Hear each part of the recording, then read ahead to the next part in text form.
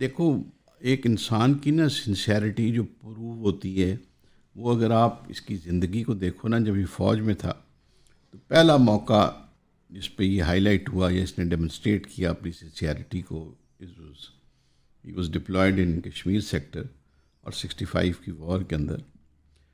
اس کی جو گن پوزیشن تھی بلانگ ٹو آرٹلری، جو گن پوزیشن تھی that came under heavy enemy fire. ایک گن تھی، اس کے اوپر گولے نے ہٹ کیا اور اس کو آگ لگ گئی.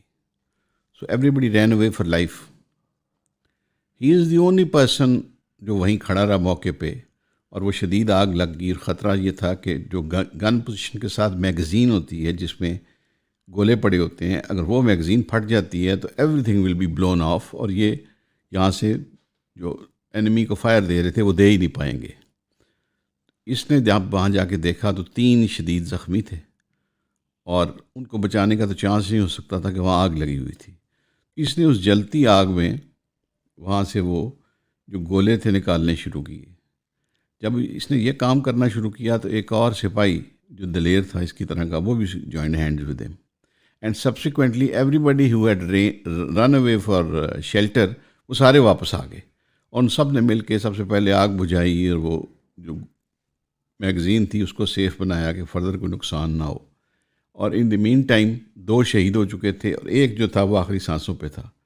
تو مشرف جو ہے اس نے اس کا سر اپنی گود میں رکھا اور اس کو بینڈیج کرنے کی کوشش کی. And that was the time when he laid down his life for his country.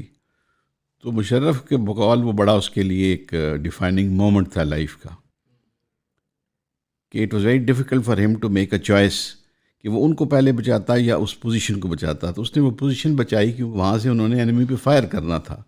سو اس کا ملک اور اس کا کاز پہلے تھا، اپنی جان اور ساتھیوں کی جان بعد میں تھی.